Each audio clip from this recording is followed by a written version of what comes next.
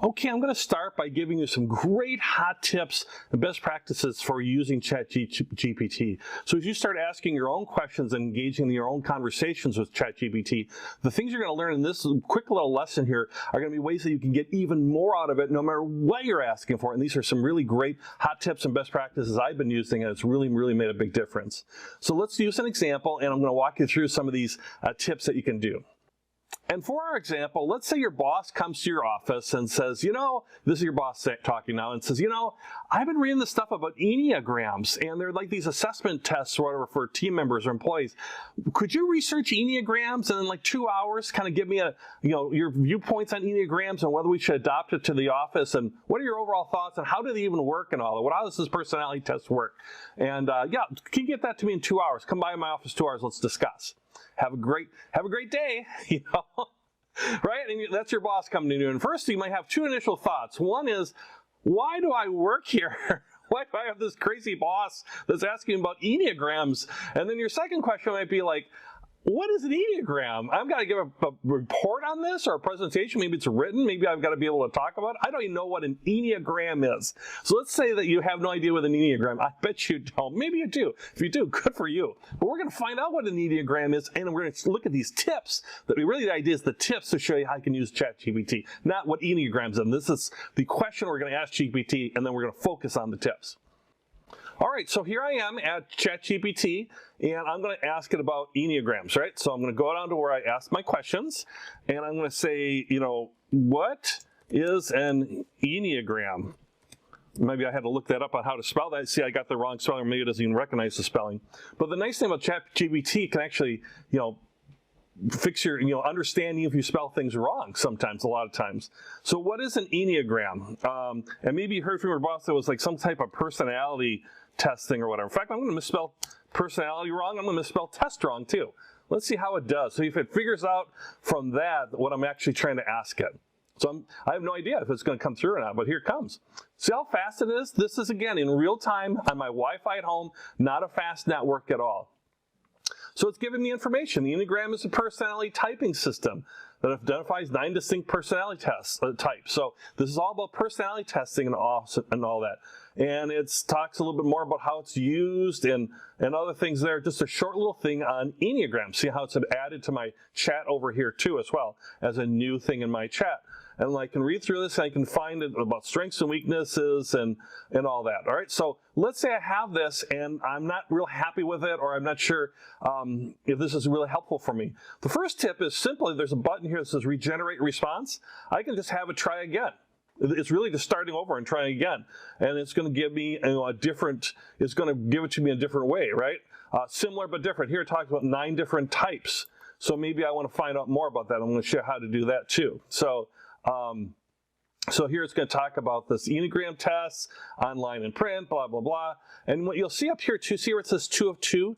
I could go back to the previous answer here and see what the first answer was, and I can go back to the second answer and start picking up from there, because it's remembering what I'm doing and it's building on that, right? So the first tip is you can use to regenerate a response.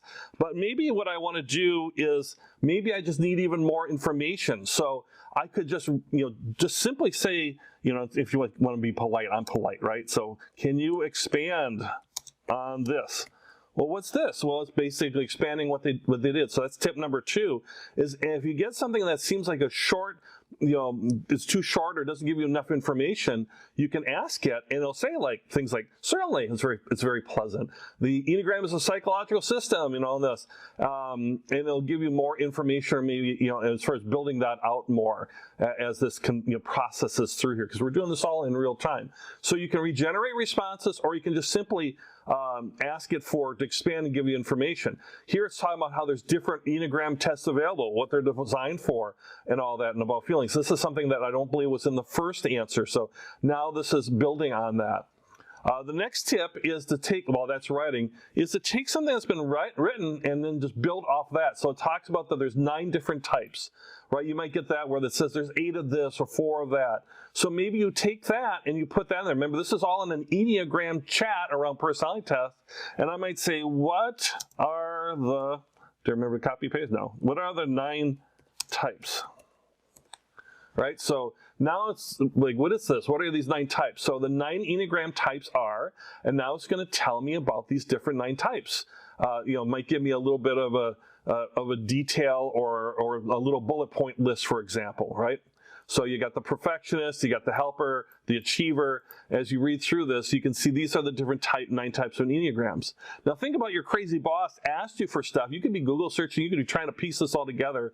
Right now, this is all coming out. This is stuff that you can use and adapt into a written report if you want for your boss, or pop them a quick email. Say the Enneagram is a personality test. It's based on this, and there's 9 types. Here are the 9 types. And, that might be all the boss needs at that moment, right? So here we are, number 8, number 9. So the next tip is, let's say it didn't put it in bullet points. You can actually ask it to put something in bullet points. So if I was like up in here and I said, could you make this all into bullet points, it would do that and basically turn things like that into more of an easier to read bullet point list. Maybe we'll try that in a moment. But for now, we've already got our bullet points. But maybe let's say like, ooh, I know somebody in my office who's a perfectionist. I could say, can you tell me more about point number 1, all right? And now it'll go into more about that particular point, about the perfectionist. It's not giving me the other points. I asked for point number 1. And see how simple that was, how quick I just typed that in? I mean, I'm just doing this all on the fly here, right? But now it gets into more details about that point. Type 1s are responsible, moral, orderly, all this. This is just giving me a little bit more on that, and I could ask it to expand on that. Or I could say, could you expand on all the points in there as well? And they would expand on all the points. See, this is, getting me even more information. They're driven by strong sense of purpose, drive, whatever. That's number 1, the perfectionist, right?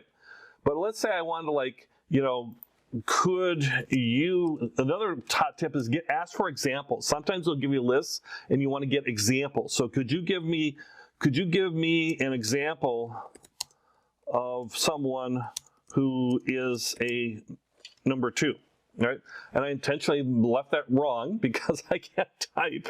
But they knew, so like, certainly here's an example. Even though Steve can't type, ChatGPT can, So this is a number 2, right? So here is an example.